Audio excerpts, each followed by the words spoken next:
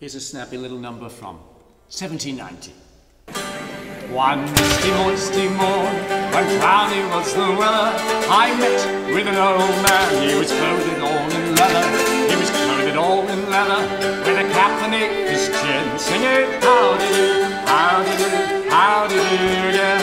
I went a little far, there I met a maid. She was going a milking, so she said. I began to compliment, she began to sing, singing howdy-do, howdy-do, howdy-do again. She said her name was Dolly, clothed in a gown of grey. I, being somewhat jolly, persuaded her to stay. In many a fine embraces, I stroked her double chin, singing howdy-do, howdy-do, howdy-do again. I said that we should marry, she should be my bride, and long we should not tarry, and 20 things besides. I'd bow and sew and reap and mow, while she would sit and spin. Howdy-do, howdy-do, howdy-do again. We spin for us, Prudence. I love it.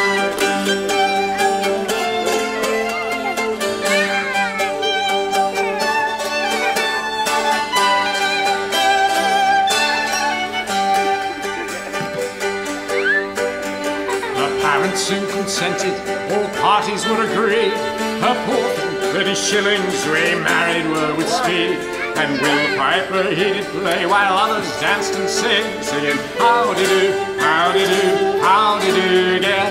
Then Musty and Roving Robin and many a damsel gay mounted on Roland Dodden to celebrate the day. And when they got together, their hats they oft did fling, singing howdy-do, howdy-do, howdy-do again, singing howdy-do, howdy-do, howdy-do again. Last time it's howdy-do, howdy-do, how do you do again?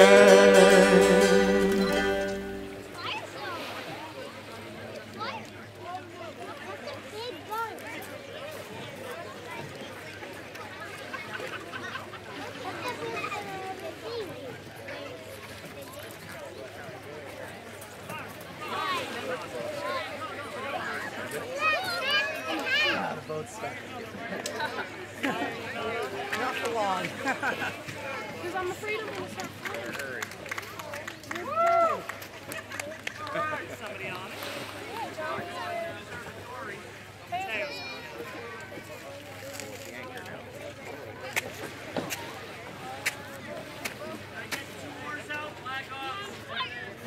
Oh, shoot.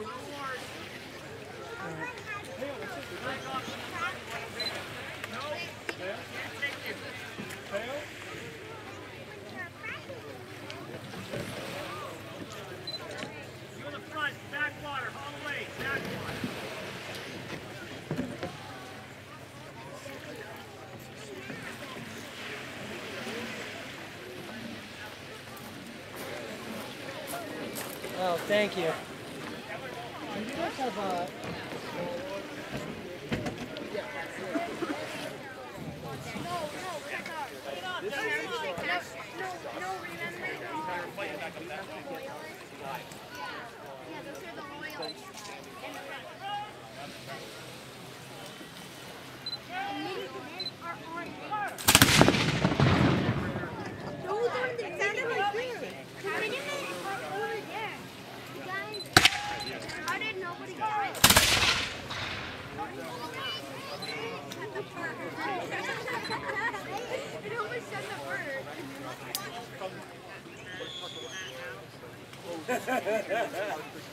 Okay, I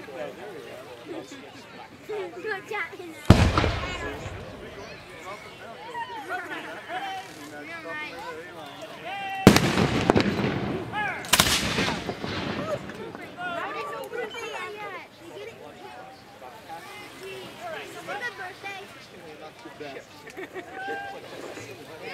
How did nobody die yet?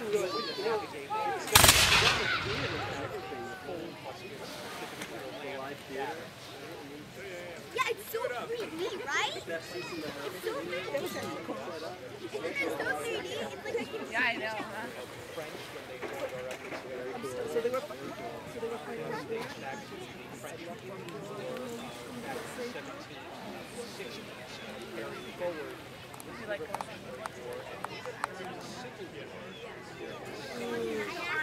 do you have in squash? How did nobody do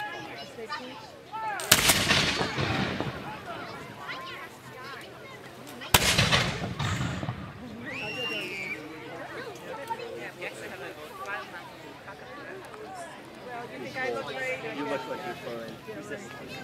Hi, Murphy. How's the water? It's cold, but then it gets really Oh, nice. Yes. Hi, Murphy. You're so cute.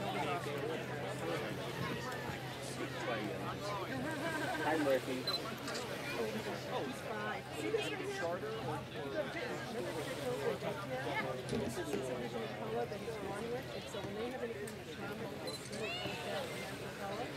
But eventually it was white out and you could see the wheat started like that. Isn't that amazing? It was all black. Hysterical. She's not shaking her.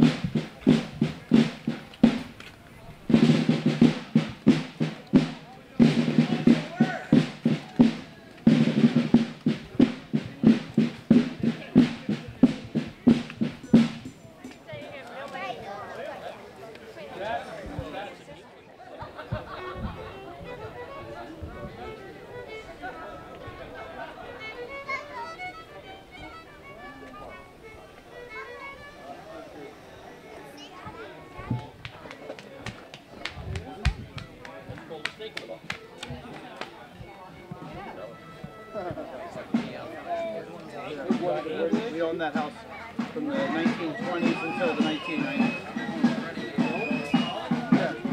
Yeah, my parents bought it. They bought it Yeah, this couple for said- you know, as a deal. Yeah. And they moved in there in the.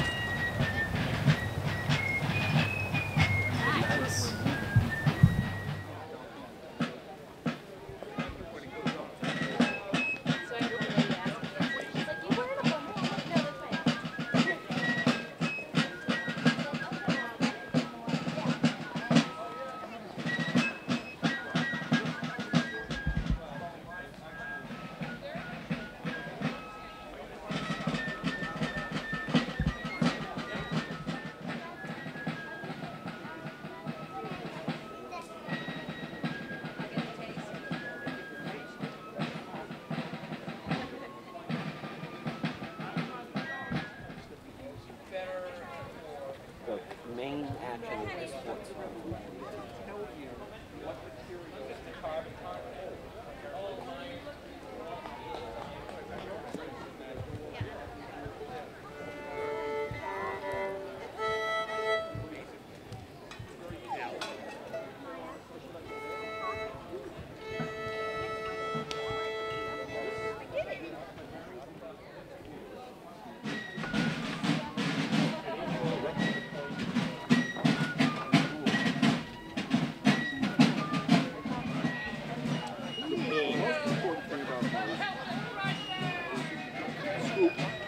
Cut, burn. There are some of the dermatologists around here are notorious. I can't give the guy's name out. It's good.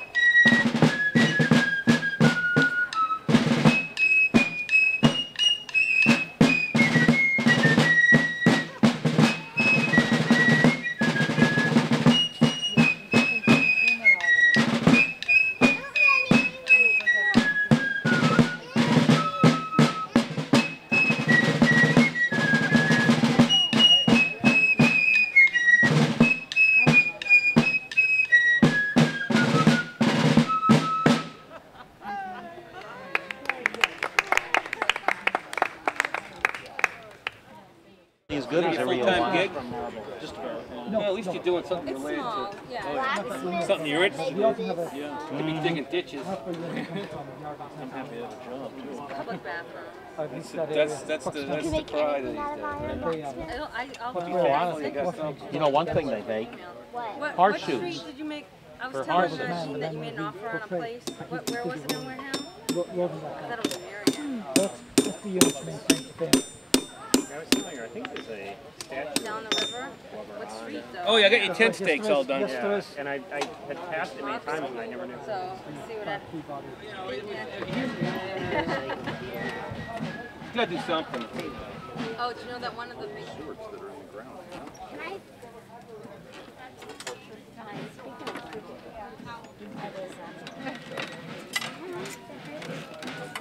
Whoa. Isn't that something? That's cool. Yeah, where you folks from? Let's do the I am the blacksmith for the regiment, the regimental blacksmith. And so someone like me would fix and repair all the iron work, anything made they needed out of metal, you know, hooks and hardware and all sorts of you know, nails and you name it. Just heating it up. And I have this my little forge that I bring around. So right now I'm just heating it up, getting it back up to heat. In other words. As you can see, the bellows blows air into the fire there. There we go. Takes a lot of patience sometimes. Well, you have the forge, which is the bellows and the fire pot, the hearth, and you have the anvil, hammers, tongs, got a vise over there. All the basic.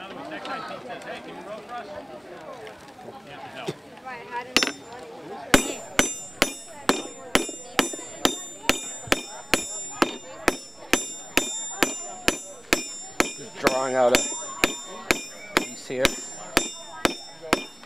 Cool down pretty fast. I'm not the fastest nail maker either, so. Usually supposed to be able to do it in one heat, but doesn't look like I will.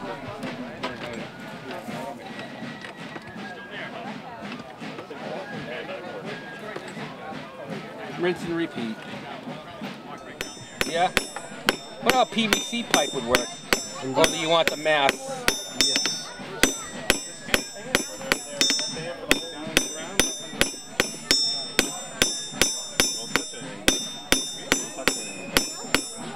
How he's making it? Has he met your parents? Oh, you met the parents too. Oh yeah? Yeah, they helped feed it. How long's he been in Haverhill? Oh no, really? What's his last name? Burke. Burke? But then they moved to Danvers and he was like a baby, his father. In the Navy? No, they go every summer down in Wareham, so we could have been on the sandbar together. You know? Wow, that's freaky. Yeah, that was the first date conversation.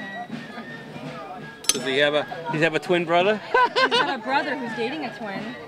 Close. She's my sister. All that. You know how hard it is to do that? Most people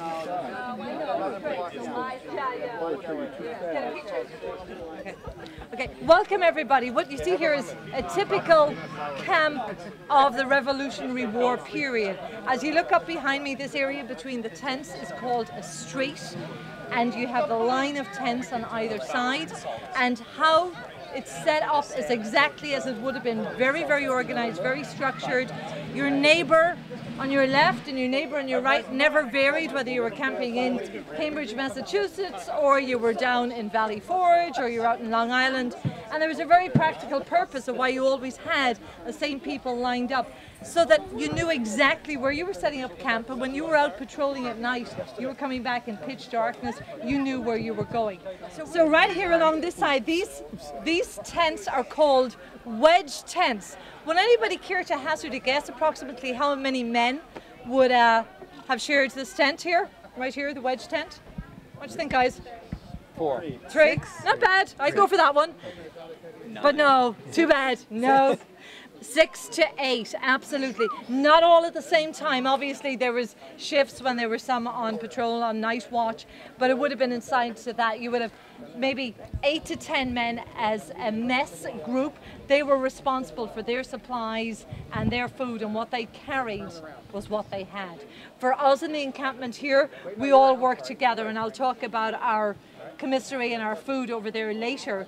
But during the Revolutionary War, what you carried was what you had. These are called wall tents. You have a little peek in there, you'll see the hay or the straw on the floor. Summer and fall, it was easy to acquire that. Winter, not such comfortable sleeping quarters. So just going to move up a little bit here.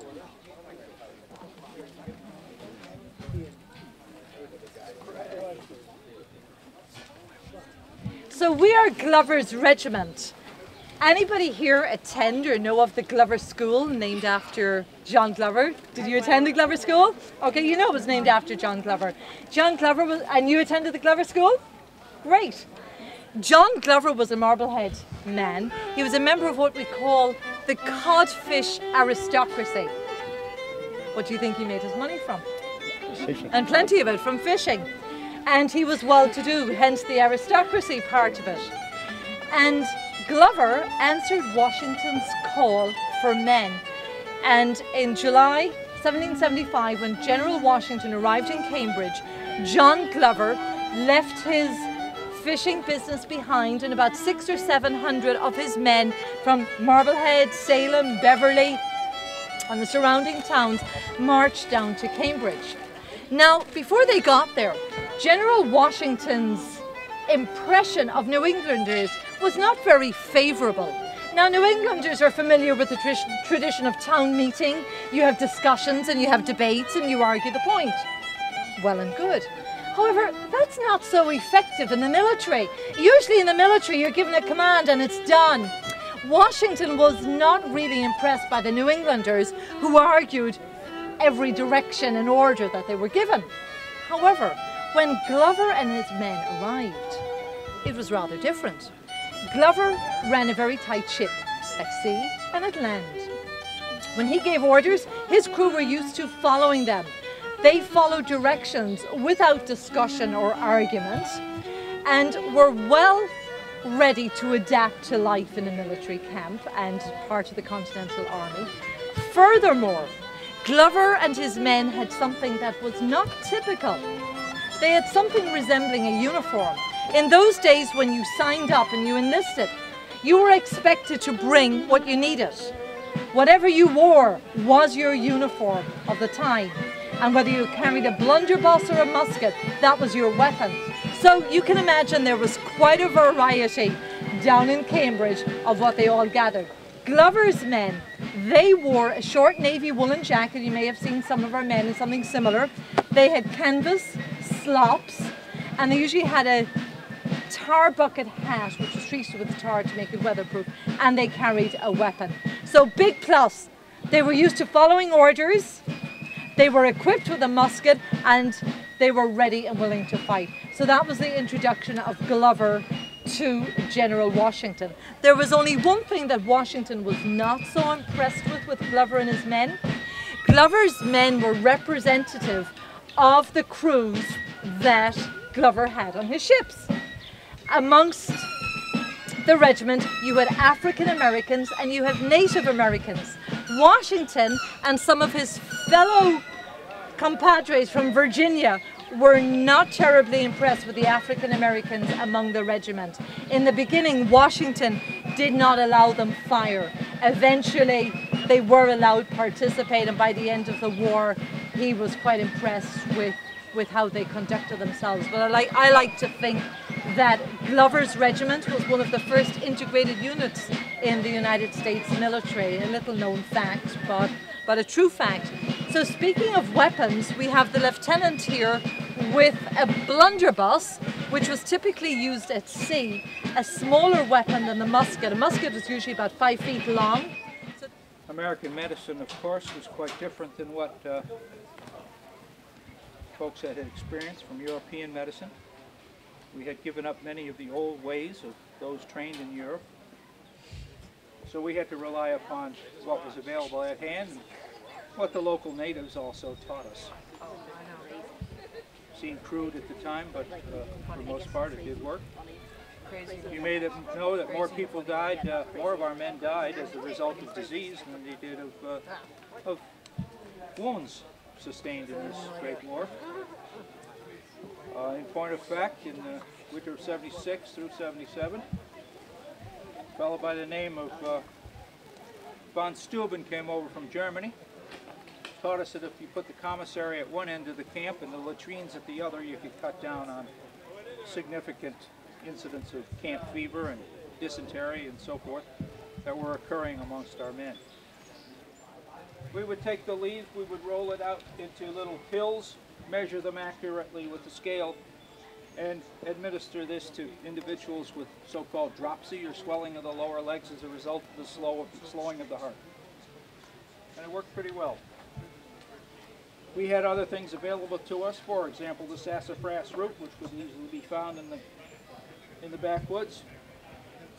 We found that if you ground up the bark and settled it in with some good boiling water, you could settle a good medicament for rheums and aches and joint pains and muscle aches. That worked very effectively. We had the spearmint plant down here for taking care of an upset stomach. And we also had various other things such as the cratagus, which was the hawthorn berry. Worked very effectively again against the rheums and the aches. We always had chamomile on hand, chamomile flowers, at least during the spring and summer months, and they'd make a fine tea to lower the temperature of those who had a fever. As far as surgery was concerned, we were able to do those things that were only available to us. Again, if we had to extract a bullet, we'd reach in to the hole and pull out a bullet, pack the wound open with lint as best we could, stem the tide of blood, and hope that it wouldn't pus out or get infected on us. If it did, however, or if the bone was shattered on an arm or a leg, we would have no alternative, but we'd have to resort to amputation. That's to take the arm or the limb off. Fortunately, in the previous century, a Frenchman came up with the idea of a so-called tourniquet, which could be placed around the arm or the leg, tightened down with a screw, and as a result, we could operate in a relatively bloodless field. So, despite what you may have heard, a lot of our surgery was bloodless at the time. If some poor lad took a shot in the belly, there wasn't too much we could do except to pack it up and put him in the hands of the chaplain and the good Lord. Again, our surgery was crude, absolutely. If we did have to take a leg off, we had our powder monkeys making crutches constantly, as you can imagine. They would make our crutches for us, as they're doing now, and they worked pretty well for our men who had to lose a leg or other body part. One of the things that we had quite commonly, however, because as you know, Marbleheaders were all seafarers, they'd go out onto the ocean for extended periods of time. We didn't have the benefit like the British did of being able to run down to the West Indies and pick up things, little round yellow and orange fruits called limes and lemons. We had a blockade out here, so we had to resort to our own ideas. One of the things we found that counteracted this scurvy, which caused a swollen tongue, bleeding gums, cracking of the lips in our seamen, was pickles. But you can imagine that taking a few barrels of pickles on board a ship after a few weeks got kind of pretty musty. So somebody came up with the idea, I don't know exactly who, of going out into the backwoods and coming up with a plant we call scurvy grass. Want to smell that? Tell us what it smells like.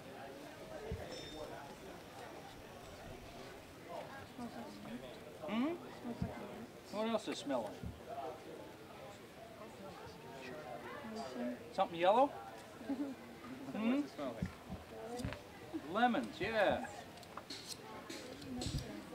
So we took scurvy grass and we mixed it up with a little bit of sugar from a sugar plum. Ground it up in a pestle, produced what we call scurvy powder.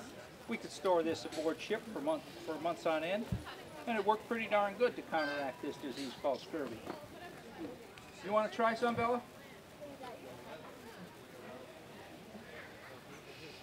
You want to try some?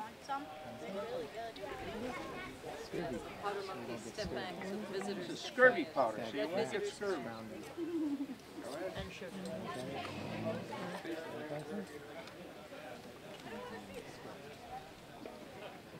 What does it taste like? Try it. Try it. It's like the best thing ever.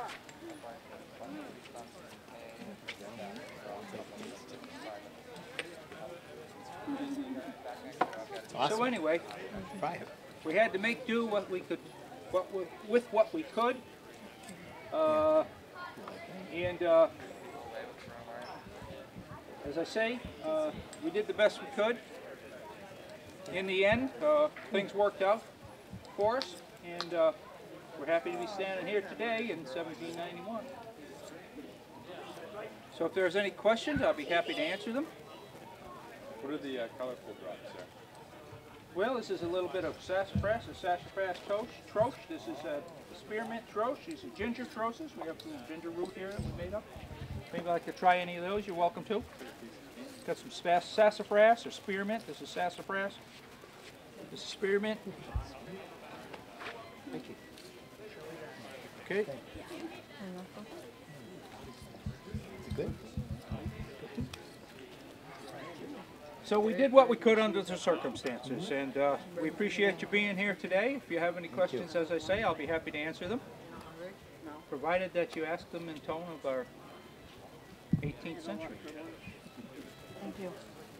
Thank you very much, Thank you Dr. for coming. Thank you. Enjoy the rest of your day.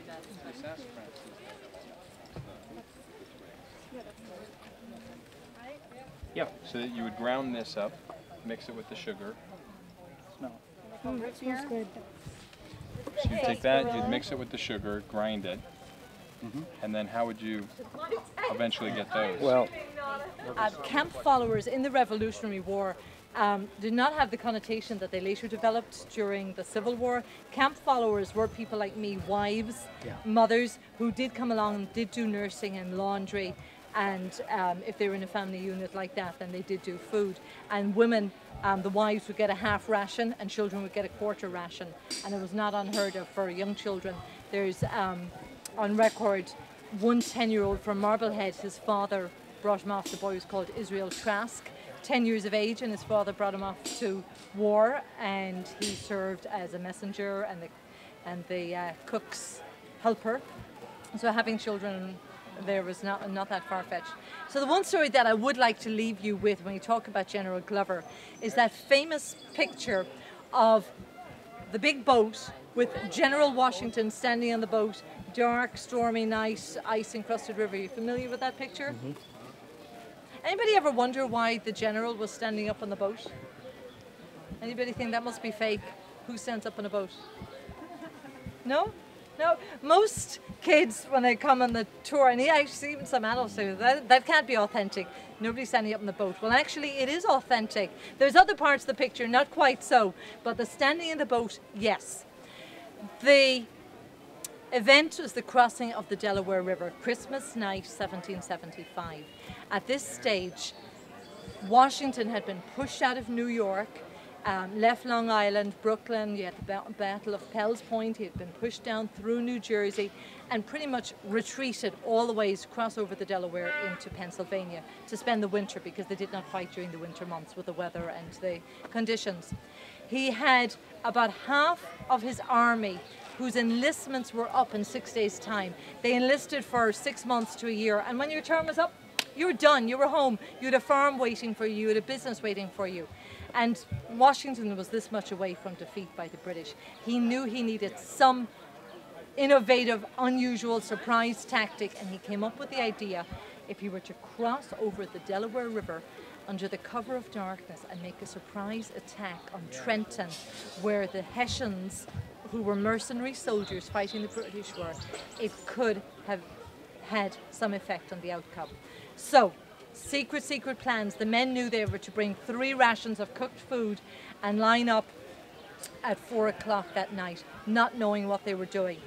Washington obviously collaborated with his officers. They had the secret password, victory or death, and that was, nobody knew anymore.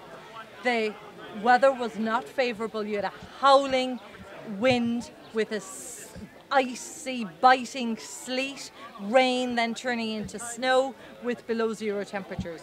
The Delaware River was encrusted with ice. To get across, they used Durham boats, named after the Durham iron mills that were located up the river.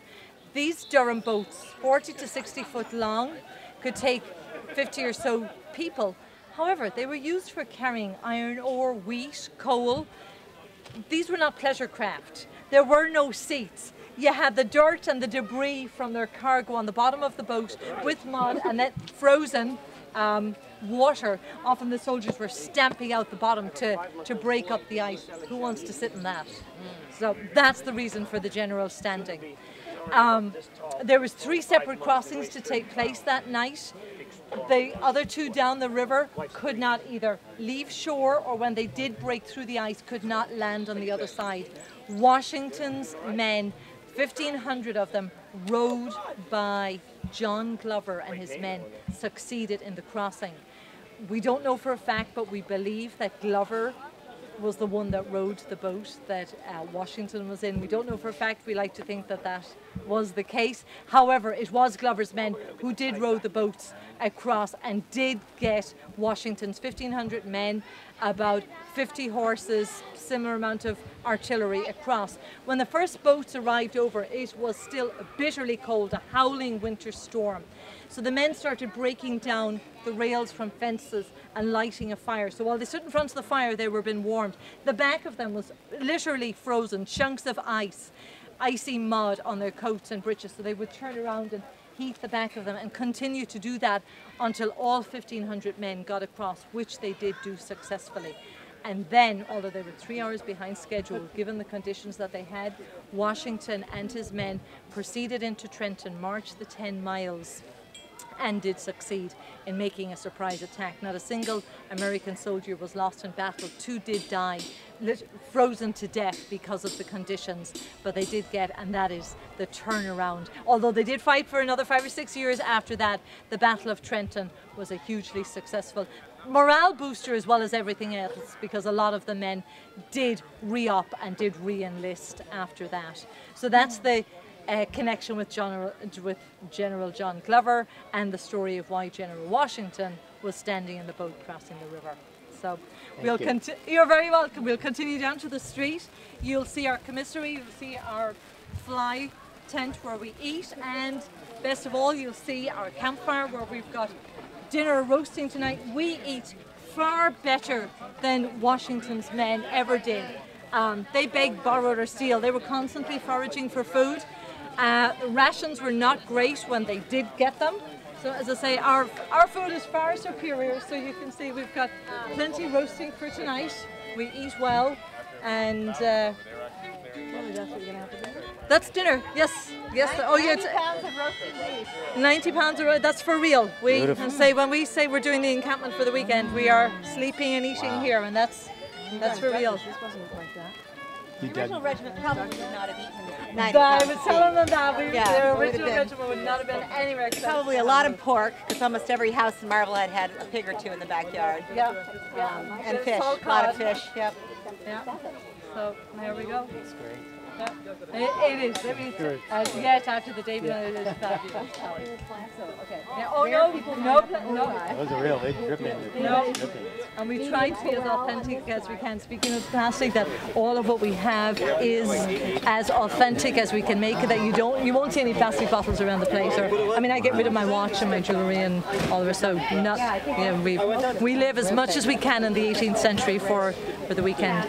And what do you do if there's a massive thunderstorm? 2 years ago we had dreadful rain. We had where we're standing, rivers running down. And so that night we did go home. We have that luxury that they did not have. Yes, I did go home. So yeah, I think it'll be fine. Kids love it. They have a great time. I've always think it's fabulous. You wear the same clothes for the weekend and no showers, no mom to tell you to have brushing. It's a great place. So thank you very much for visiting. Thank you. What game? Whose game? Yeah, but possibility of a team. Yeah, that's for real. These guys are fire in the end zone.